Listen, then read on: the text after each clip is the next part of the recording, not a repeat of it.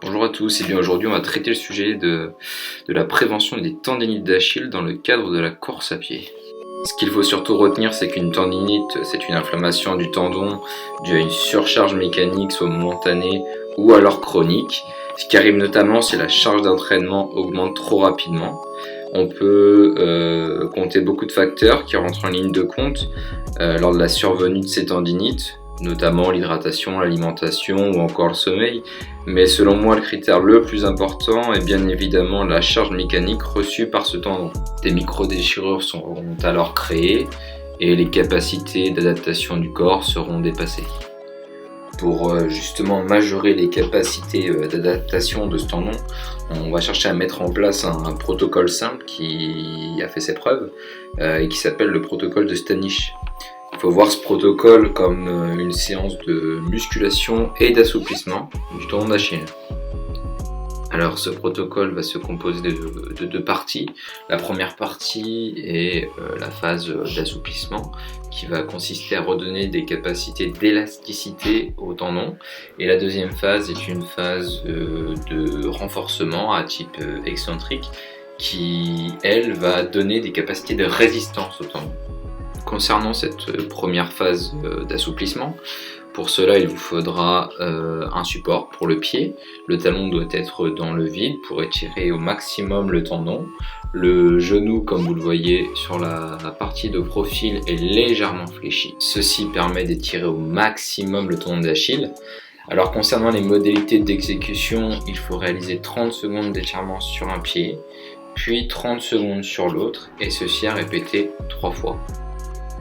Alors pour ce qui est de la phase numéro 2, qui est la phase de renforcement tendineux, on va mettre un maximum de contraintes dans l'axe des fibres tendineuses du tendon d'Achille. L'objectif étant de le renforcer au maximum et de lui conférer une résistance optimale, notamment à la course à pied. Donc, comme vous le voyez, l'objectif est de monter à deux pieds au maximum sur la marche, puis de freiner la descente. Les modalités d'exécution sont de 10 répétitions sur un pied en descente, puis 10 répétitions sur l'autre pied toujours en descente, une petite pause pour essayer de décharger au maximum les mollets, puis recommencer cela 3 fois. Cette partie de profil permet de montrer qu'il faut faire attention à l'exécution du mouvement. La montée doit se faire à deux pieds, le plus haut possible dans l'amplitude maximale.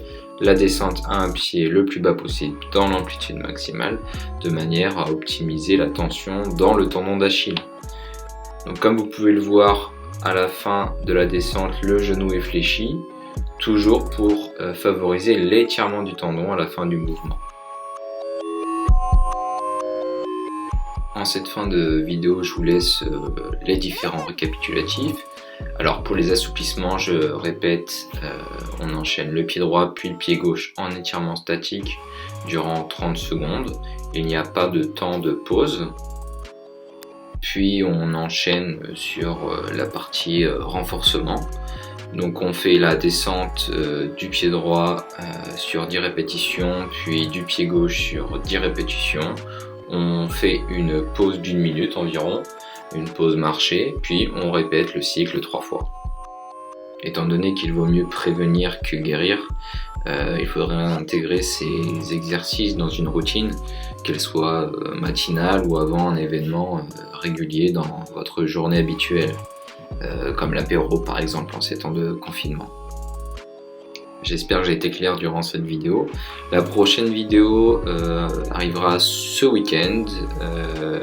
On y fera un Tabata, un véritable Tabata avec 30 secondes d'exercice et 30 secondes de pause et ciblé sur une seule zone pour éviter de vous épuiser.